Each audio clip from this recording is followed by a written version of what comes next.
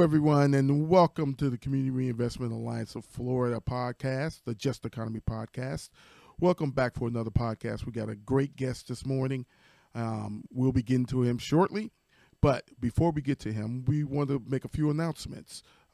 First of all, as you well know, this is the Just Economy podcast, building a just economy for Florida, and we will work to provide different viewpoints, different ideas, and different suggestions to make our economy better, to make our people better, and to make our communities better.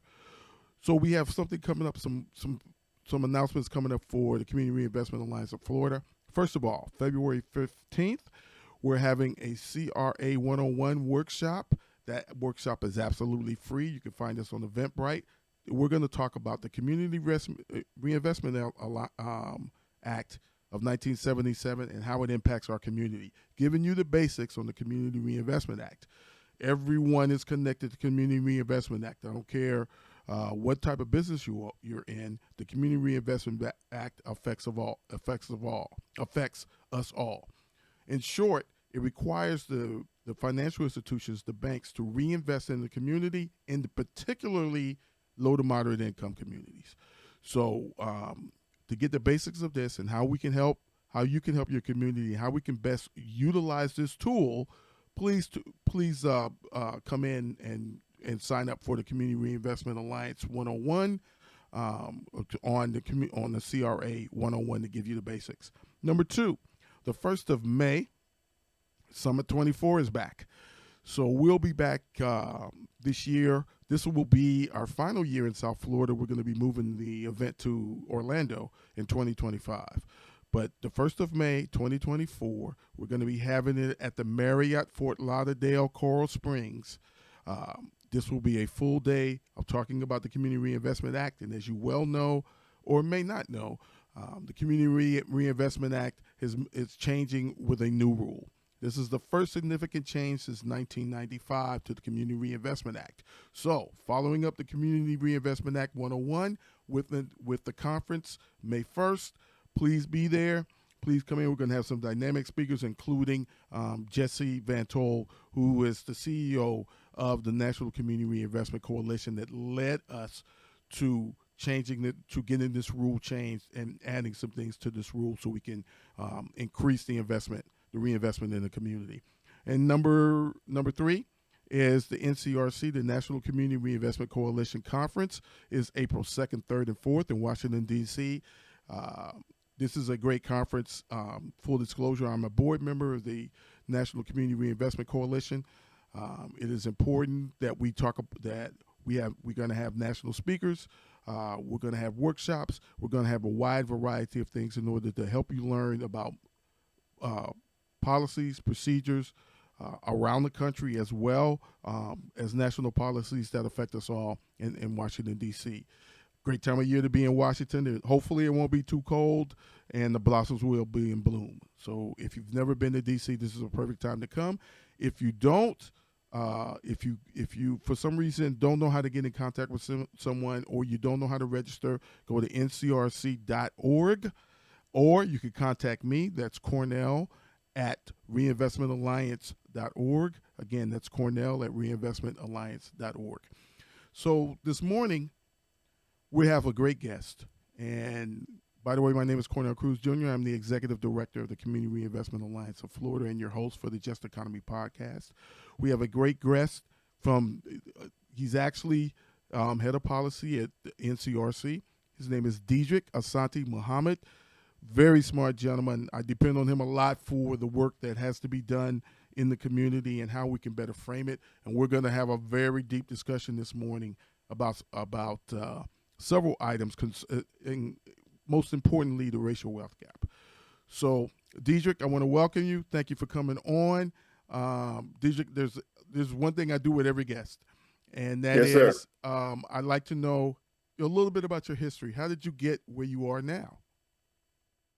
Yeah, well, I have grew up in Maryland, born in New York City, but grew up in Maryland. I was always interested in racial equality, read a lot of King, read most of King's work by the age of 13, and I started reading some of Malcolm X and Stokely Carmichael. And Stokely Carmichael, Charles Hamilton's Black Power, The Politics of Liberation, found a very important, helpful book going over, really getting into institutional racism, defining institutional racism, really helped me understand more the economics of racial inequality, as did Martin Luther King's last book, Where Do We Go From Here, Chaos or Community?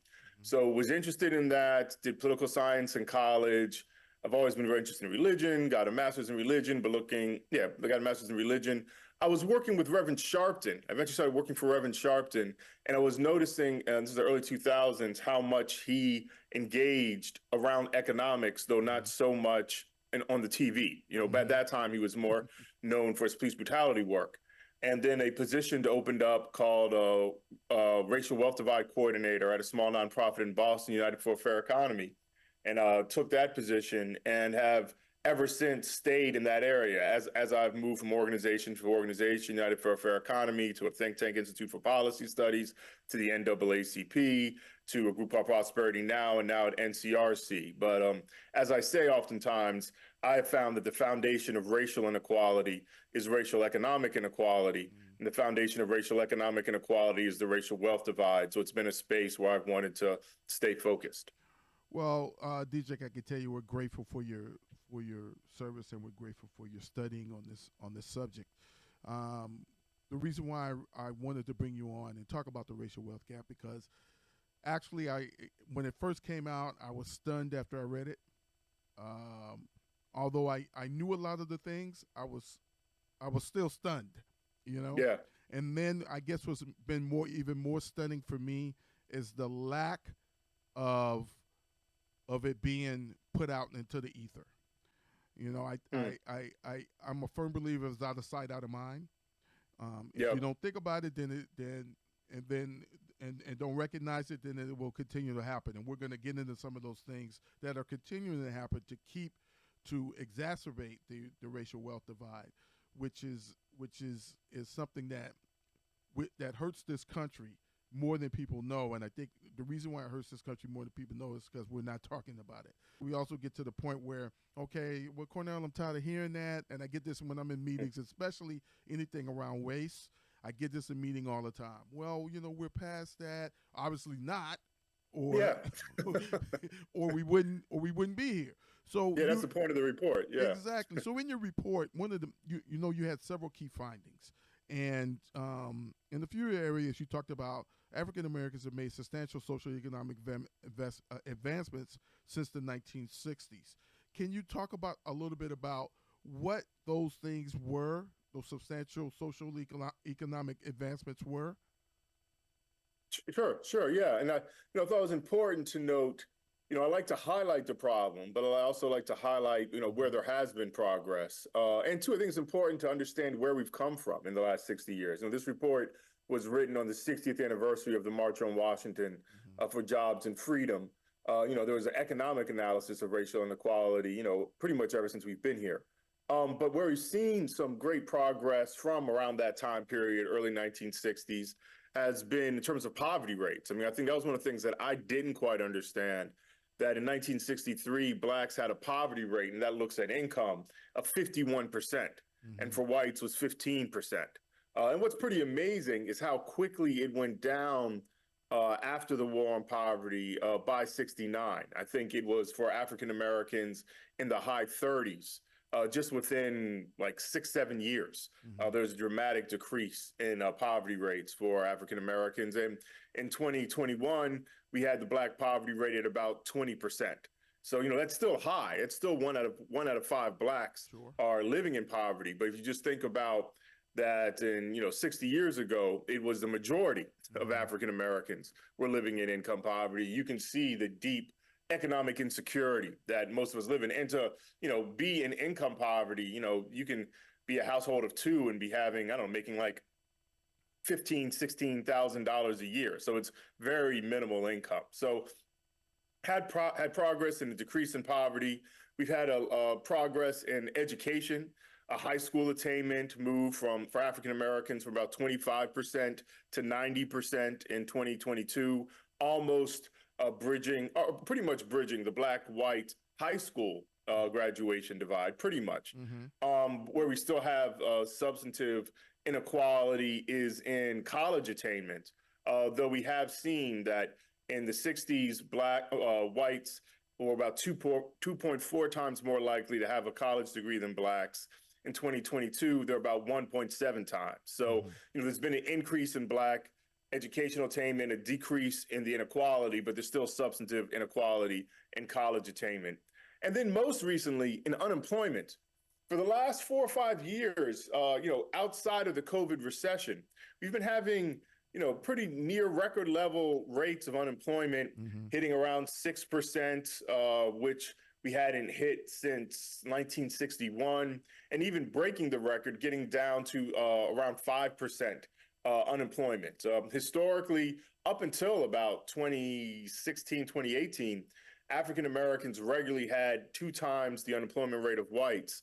Now it's gone down a bit to around 1.7 times, those types of things. So we've seen some progress in educational attainment, in declining poverty rates, and most recently in bridging unemployment disparities.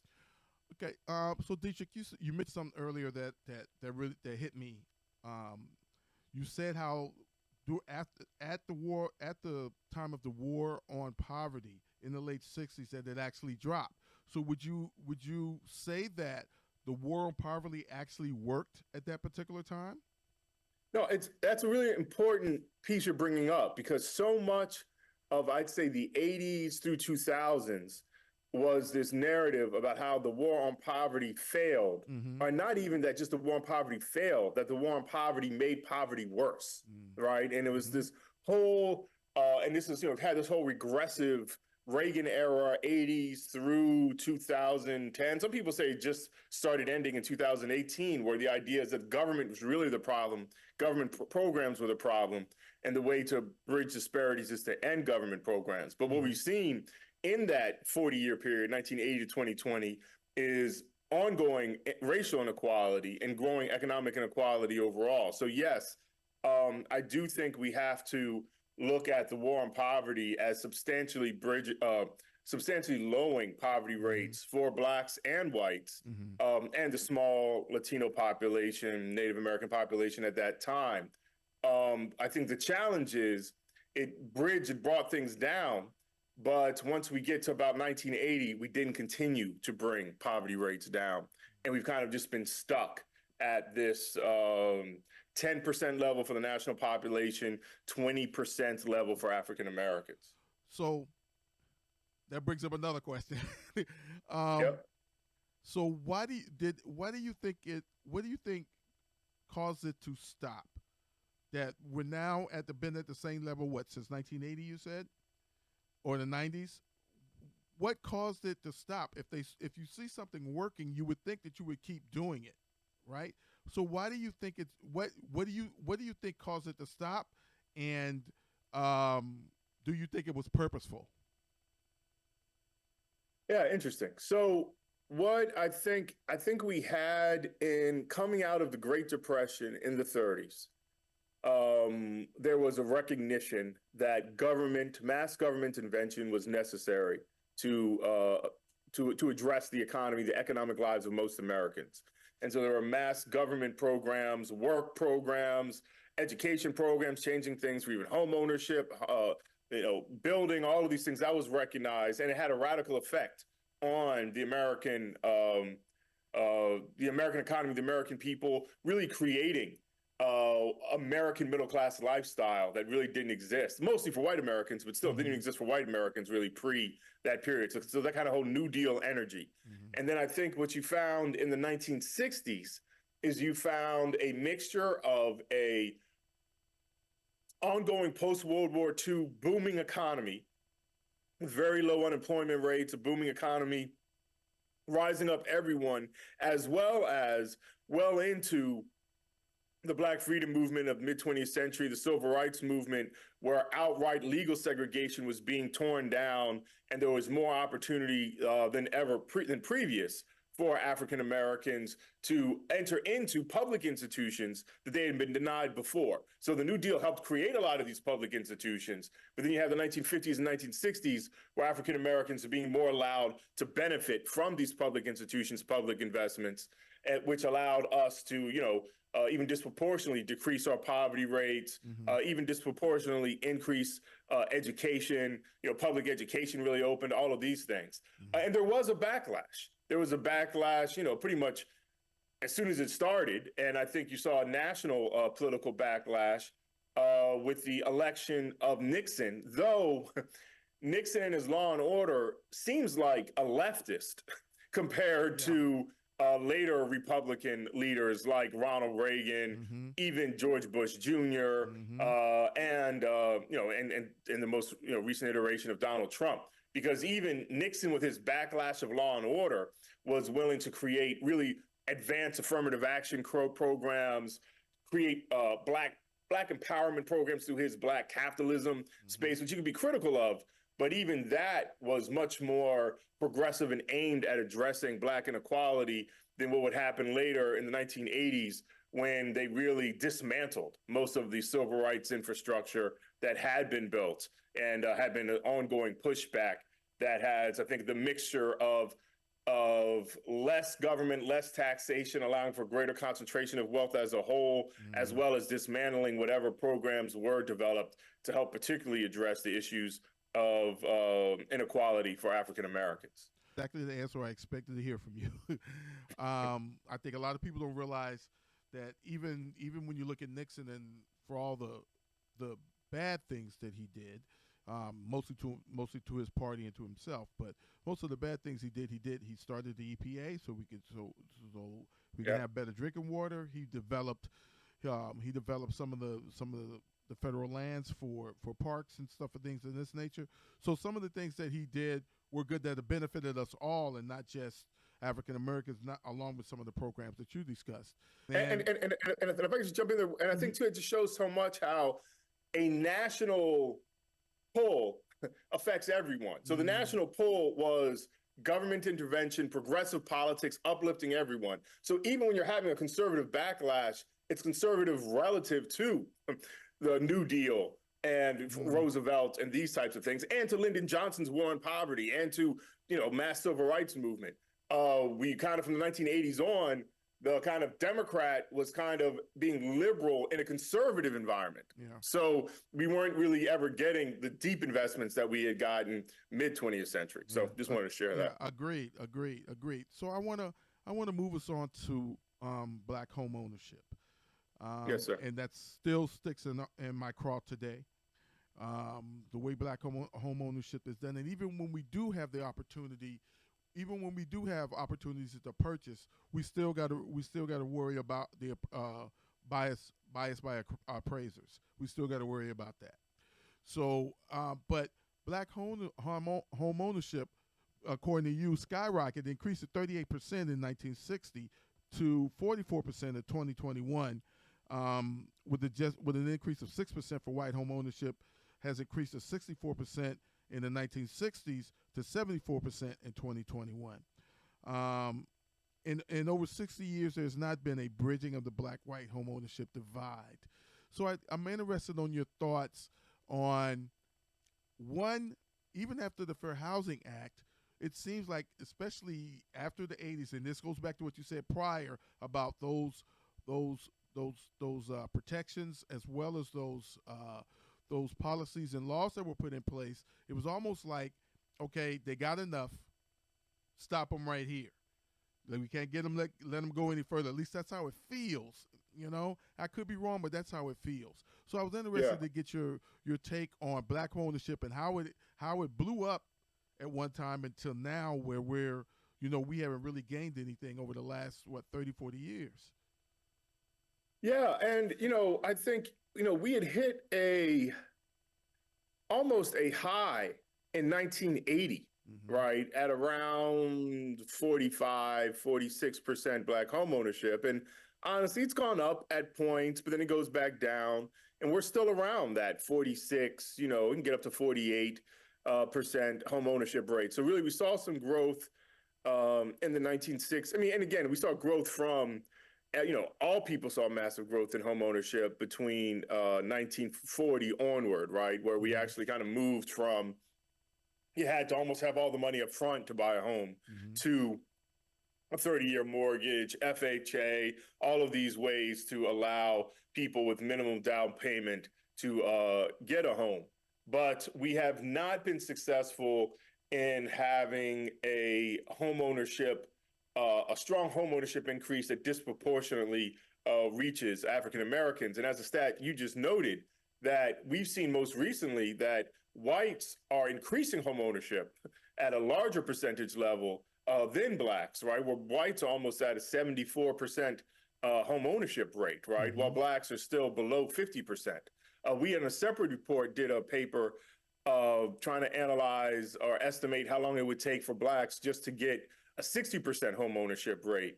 And we put forth that roughly African Americans, new black homeowners, would have to double and maintain that for almost 20 years for African Americans just to hit 60%. That's not even equality with whites. And why, and home ownership is so important because it is the number one source of wealth for most middle income Americans. And, this would be an important way for African Americans to develop some type of economic security. So, I think that is, and that sits right in the portfolio of what NCRC does. Advancing black homeownership, I think, is essential to helping to address racial economic inequality and the racial wealth divide in particular. So let's expound on that a little bit, because I've heard several African American, for lack of a better word, philosophers talk about that we should move away or look at alternatives to building generational wealth as far as purchasing a home. That we should look at alternatives like stock market and things of this nature. And my pushback always with them, and I always ask the question, okay, if that's the case, then you need to explain to me why corporate America is buying up all the homes, all the single family homes in this country. You need to explain that to me. If that's what you say is we need to look at alternatives, and those alternatives are not conducive to what we need to do to build generational wealth, when owning a house is, especially even the general population, blacks, whites, Hispanics, whatever, the general population, less than 40% of the general population invests in the stock market. And most of those are done through pension plans, right? So I guess my question to you is what do you say to those that say we as African Americans need to look at alternatives to building generational wealth through buying a home? Well, I mean, a simple way of addressing it is that you can't live in your stock portfolio, right? Like, you have to live somewhere. And the question is, are you going to live in a place that you're renting and the rent can go up every year? You might need to move. There is no return on that investment. Or is it more financially ideal to live in a place that you actually can own, and that will, though it does go up a small amount, averages maybe even only 1% a year, though the housing market's gone up a lot recently, it's still, you're getting a return on your money versus your money just going out the window. Now, the reality is, you're right, if you invest in a stock, like I say, an index fund, you're more likely to get a stronger returns on that than just a home. But the issue again is, you can't take your rent money and put it in stocks. Agreed. You got to pay your living. So that's why for most middle income Americans who don't have a lot of extra money, once they pay their living expenses, their food bill, their clothing, transportation, at least let your your housing expenses have some type of return. And that is how it would build wealth. So that, that is why home ownership is so important. And I'll add a little bit more to the critics. And it's also true that blacks get less of a return on homes in predominantly black neighborhoods than whites do on theirs, but still it's a return. And still it is better than getting no return at all. So, wealth building it depends on where you are. But I think if majority of African Americans aren't homeowners at all, it would be very important for more of us to become homeowners. Then when you could have continued extra income, yes, put that in investments and these types of things. I totally agree. I'm with you. Like I said, I love to go to those seminars or those talks and do that pushback because um, I just think that when the top 20 corporations stop investing in homes and buying up single family homes, then I'm with you. I guess my other question is, what do you think is the roadblock of African Americans being, besides price? I know, like here in South Florida, I'm in Miami-Dade County right now. You're in D.C., and I'm sure you had a problem the same way up there.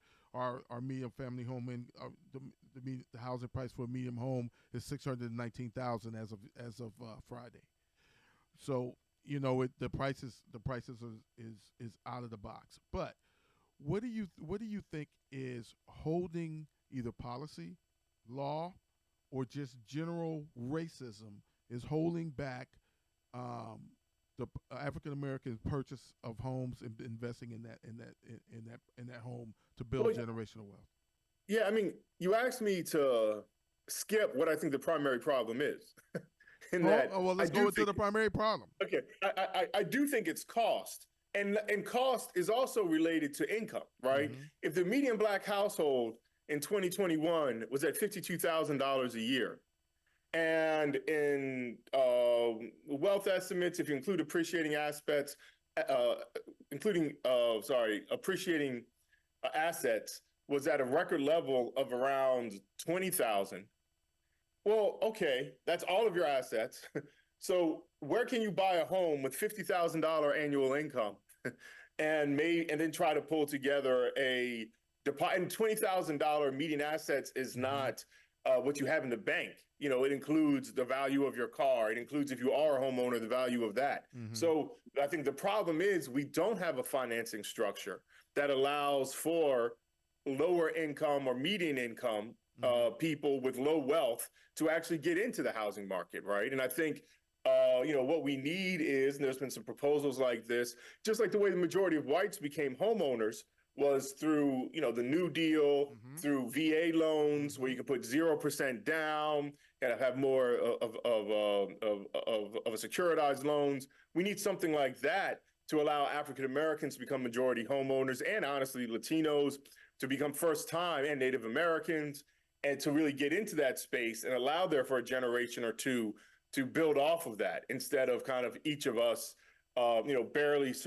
barely maintaining and sometimes slipping from generation to generation because we don't even have that basic asset.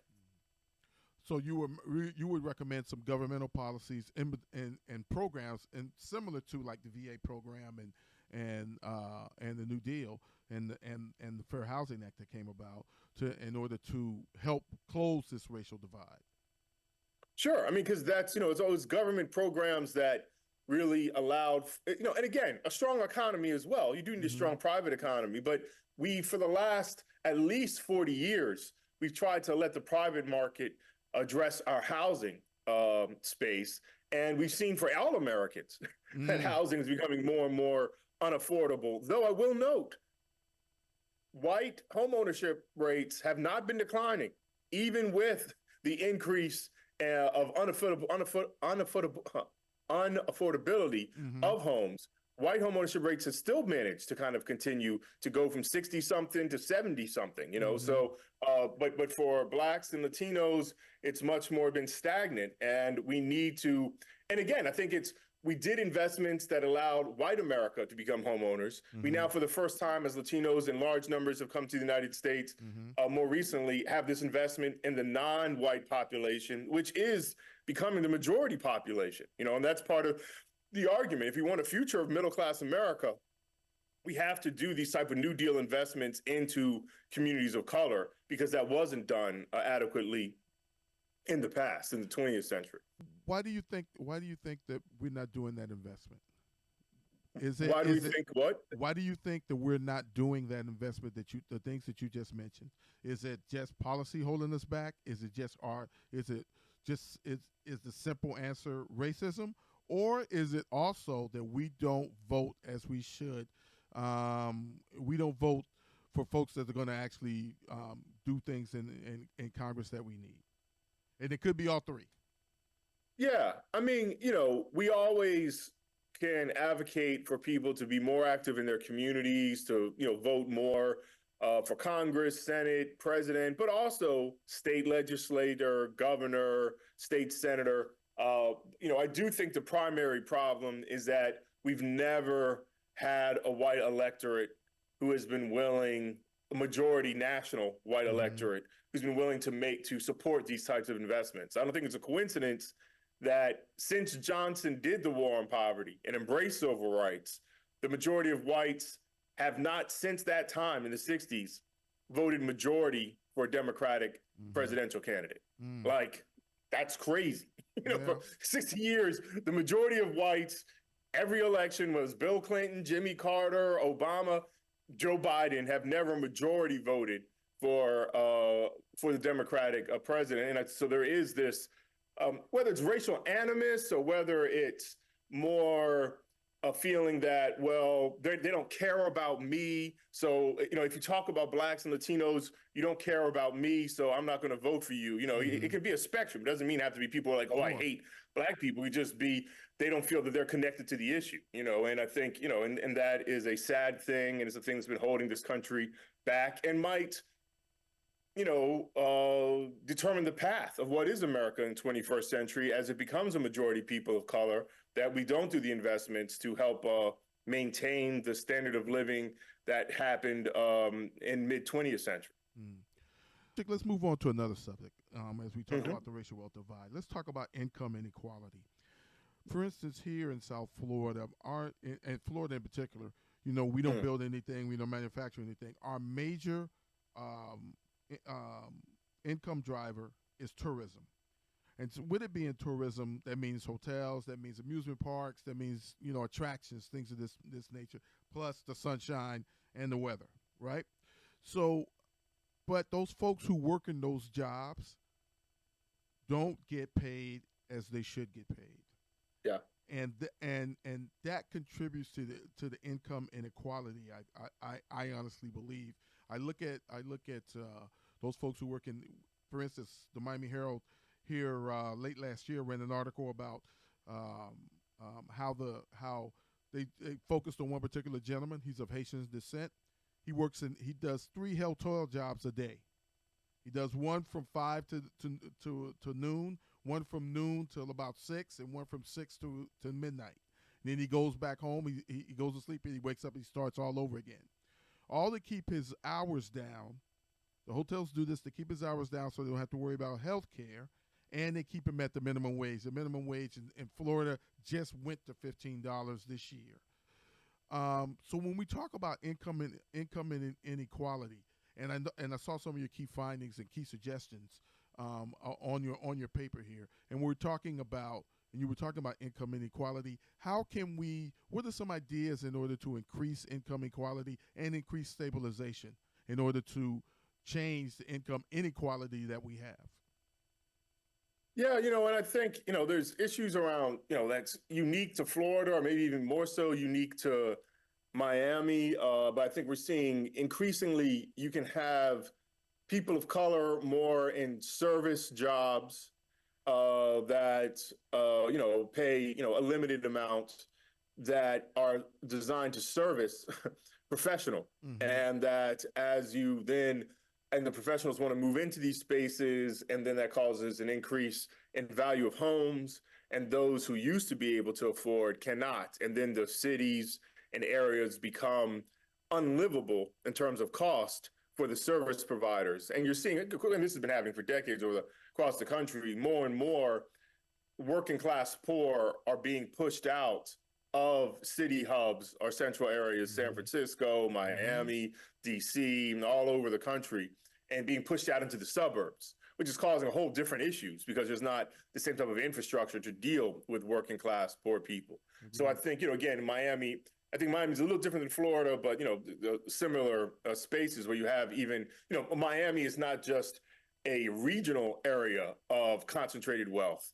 It's a national and international, where people from around the world come in, people from across the country come in to buy property, to live there. That totally is going to price out someone who's working at a hotel in the area. So again, I do think in order to deal with those market forces, you have to ensure that there is one affordable housing that allows people to who work in the community and create the economy to live there and benefit, and not because in a way we're actually creating greater costs for those working people because it costs to live an hour and a half away. It costs your time, it costs gas money. And so you're making the poor people even poorer, or the working class people even poorer, all for the benefit of a kind of elite that oftentimes don't even live there year round, but come in for part of it. So inequality will replicate itself unless you intervene and create policies to prevent that. And that is what's been happening since the 1980s as we started to deregulate and take away, whether it was home ownership for median income people or housing for poor people or tax policy that helped break up some of the concentration of wealth. We've moved for that for so long. We are now just allowing a lot of our major areas just replicate and strengthen economic inequality and price out not poor people, not even just working class people, but people that used to be middle income can't even live in the area. Again, it will call. We have to have some type of intervention because the market will do that. So, and you brought up just now wealth concentration. And I wanted to ask you about that. And we know that the top 1% has what 80 to 90% of the wealth in this country, and the bottom 1% or the bottom 80 or 90% are struggling mightily, and especially those that are low to moderate income, the bottom 30 to 40%. So, as you thought about this, and as you were going through wealth concentration, is one of the ways out of, and believe me, I'm not the type of person that figures that everybody has has a certain right to be rich. I don't believe that at all. I think some are rich and some are wealthy, and then some are the working class, and make sure that we have the rich and wealthy.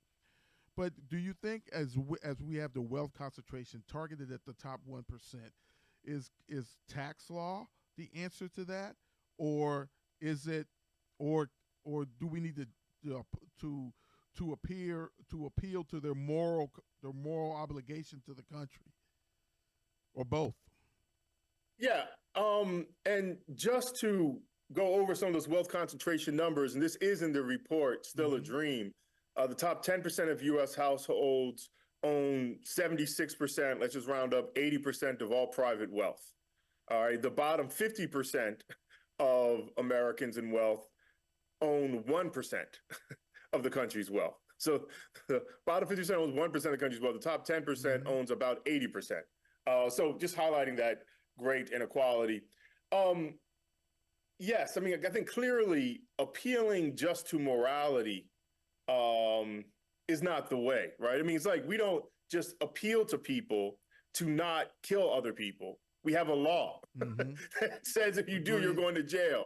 Or the same thing about, we don't just appeal to morality. Don't go in the store and steal something. We have laws for that, right? And because people will do some pretty immoral things if you don't have some boundaries. And I think the same thing with accumulated wealth. And it's tax policy is an important, very important area of providing opportunity and breaking up concentrated wealth, but it's other policies too, like even just having policies that where you have subsidized home ownership for middle income, for lower income people, where there's a whole host of policies out, even public education. The idea was to help provide opportunity for people. So tax policy is important, but tax policy along with other policies that make sure we invest in those who are not having concentrated wealth, to give them opportunities to actually be in the middle class, or even become higher income people in the future. Yeah, I guess you're right about the appealing to their moral obligation, because if morality was the key, we'd already be done already, and we wouldn't even be here. So I totally agree. No, that's right, and I mean, Dr. King, he would talk about that, in that he would appeal to the morality of whites, but he knew he needed federal law in order to take care of those who weren't listening to his moral appeals. And so, yeah, that is why we have law, and we need law to help structure a more equal society. When we say a more equal society, we don't mean everybody makes the same. We just mean that there's opportunities, there's greater opportunities for all people instead of just concentrating wealth and opportunity for a small group. Yeah, and my voice equals your voice. For me, that's what equality means. As far as country is concerned, that my voice equals your voice. No voice is more important than the other. That's for me. That's what equality is all about. So continuing on this wealth thing, by 1900, you state the paper estimated that black wealth divide to be 11-1 and 8-1 by 1960. By 1970, it declined to 6-1, where it remains ever since. So it's like man, I don't know. I really don't know how to put this, but it's like, okay, we let you get to a certain point, and then we're going to stop you because we don't want you to go any further. And when I'm talking about that, I'm talking about the powers that be. We don't want you to go any further. We let you get down to 6-1, but no, we're gonna leave that equal thing out. I want to maintain that force of where we have all of the power and you don't. We have powers over your dollar. We have dollars. We have power over your communities. We have power over your policies. We have power over laws and who gets what. So I guess my question would be this: is how do we move forward? Because it seems like, we moved forward for quite a while, and now we're stuck and been in the same place since 1970. We're still here. Well, yeah, and again, the same place in terms of overall wealth. There has been some improvements in terms, though not radical improvements. If you start from 1970 in terms of poverty, I think poverty kind of continued to decrease till about 1980. But I think, when you look at the long history of African Americans, you're noting that it takes constant ongoing struggle. We use the most optimistic analysis of bridging black-white inequality, and we noted that at the rate from 1960 to around 2020 of bridging black-white inequality, it would take 780 years for black wealth to equal non-black wealth. And again, that's using the more optimistic analysis of bridging wealth inequality. And I think it's just so important is just to highlight that oftentimes people, if they even recognize racial inequality or wealth inequality, they say, well, we're getting there. We just need to go a little bit faster. And just to highlight, we're not 780 years. I don't consider getting there. Not we're even not. close. We're on a path. Dedrick, that's 3 times the age of this country. That's exactly right. We ain't even been a country that even half that time. And you're still going to tell me it takes me 780 years? That means none of the people that I know or leave on this earth will have the opportunity for it to be equal. Yeah, no, it means your great grandkids won't be at the place, And so, but I think that's important to understand this, because then you understand, okay, our response to this can't be, we'll just fine tune this, we'll just advance this a little bit.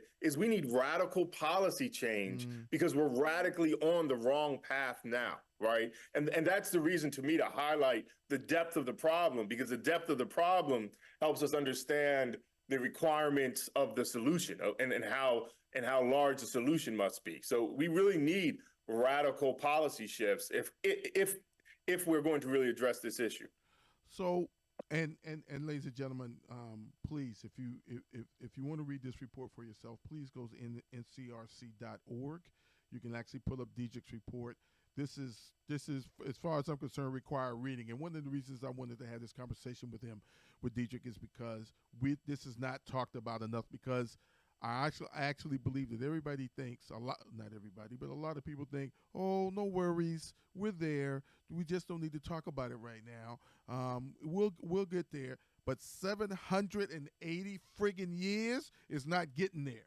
That's not even Yeah. close to getting there. That's not even trying, as far as I'm concerned. You're not even That's right. That's right. We're not That's putting right. forth any effort. That's right. If I'm watching the basketball team, if I'm going to the Heat game and my Heat are down 25 points and they're still down 25 points at the middle of the fourth quarter and they've been down 25 points the whole game, they're not putting forth any effort. They're not changing. No. anything. Like, what problem could a national politician say, "Hey, I have a path that'll address that problem in 780 years"? What? Like, where is that acceptable? What problem is that acceptable? That you sounds would like take that from any politician. That sounds like a Richard Pryor joke. You know what I mean? Who could actually say that? Well, I tell you what, black people, you just be patient and I have a plan that in 780 years, everything will be good to go. No. No, and like, I have no patience, Dedrick. My patience is gone. All the patience that I had is gone. So every time I had this conversation and somebody tells me, "Oh, just be patient, Cornell, it's going to happen." Really? It ain't happening. It ain't happening in over 400 years. And here's Dedrick telling me it's going to take me another 780 years. Yeah, almost 800. Yeah, that's right. And and again, this goes back to the 60% black homeownership report we did. 20 years is a long time. Yeah. And so I laid out, all right, 20 years, we need to double new black homeowners and maintain that for 20 years just to get blacks to 60%. That's still not equal to the 70%. So I'll be that patient, but it's got to be within 20 years that we got to make, and that's not even equality. Yeah. That's just substantive improvement, right? And we have to double new black homeowners, right? That's a radical shift just to get to that. So again, we need that type of radical shift in most of our policies if we're going to really address this issue. So I read something recently. As a matter of fact, we had a community meeting with one of the big banks, and I read something recently, and it was the Financial Times. I think it was the Financial Times to put it out, that from the 1980s to now, simply because of racism, this country has lost, simply because of racism, $65 trillion. Mm. $65 trillion. I don't know who would want to give up $65 trillion. Yeah. If you came to me and said, Cornell, if you said to me, Cornell, just make everything equal and here's $65 trillion, I'm with it. You see what I'm saying? Yeah. But to lose that kind of money, and what do you think? Why do you think that we are where we are? Is it just lack of political will, or is just that we're so ingrained, this country is so ingrained with it that, okay, this certain portion, black and brown people need to be below white people. And I'm not saying all white people think that, but enough to matter. So if you if you say that all black and brown people don't need to be on the same level as us, and how we do that is through the economy, is through housing, through wealth building, through all those things, all those policies that we could do. We're just not going to do that. And I hate to be so cynical, I really do, but there's got to be a reason why we're not there. Yeah, I mean, well, again, look, and I am going to have to wrap up because I have to move on to my next thing. But I mean, again, we have to have a clear understanding of the history of this country. I mean, the history of this country was based on this idea of wealth, asset accumulation at the expense of people of color. And that people, and again, I don't think it's as a base rude statement that people are like, we got to keep blacks down. I just think it's more of an unconscious thing that I have to maintain my, well-being, and my well-being subconsciously means I'm doing better than others. Mm-hmm. And if we start talking about investing in others, that means it's a deficit for me, instead of recognizing that those others is the majority of the country soon come, already the majority of the children. And so if you're not investing in them, you're not investing in the country. And at best, you can try to create a little island of prosperity in the midst of, I think what Dr. King said, like an ocean of despair and insecurity, And so there has to be either a consciousness, radical consciousness change, or a population change. And we are getting the population change, but even with the population change, we also have to, because blacks oftentimes aren't advocating for the radical enough shift in policy, right? Or Latinos or, other groups. So there has to be a consciousness change, period. And the question is, it could happen faster if it's whites and people of color, if it's going to be people of color, it'll take a little bit longer, but it still has to have a radical consciousness change among people of color. We realize we do have to invest. We can't just let the market create broad prosperity. We want to thank you, Dedrick, for being a part of this conversation today. This was an important conversation. I'm going to be pushing to get you on CNN and ESPN and Fox News and MSNBC. Our guest today, Dedrick Asante-Muhammad. He's the social director at National Community Reinvestment Coalition. We gladly thank him. Took his time for us. He's up in Washington, D.C. to be on our podcast today, the Just Economy Podcast. We want to thank all of you for listening and being a part of the Just Economy Podcast. Look forward to our next podcast. Look forward to all the announcements that are going to be happening over the next few months. Some important things are happening in the nonprofit world, especially around the Community Reinvestment Act. Dedrick, thank you again. I can't thank you enough. This was a great conversation. Please read Dedrick's paper at ncrc.org. Go there and look it up so you can actually read it and download the paper and keep that for future reference as we work out these 780 years. Thank you, Dedrick, and we greatly appreciate you. Thank you. Thank you for all the work you and your community does. Thank you. Thank you, Dedrick. And that's it. See you next time on the Just Economy Podcast, sponsored by the Community Reinvestment Alliance of Florida. Thank you.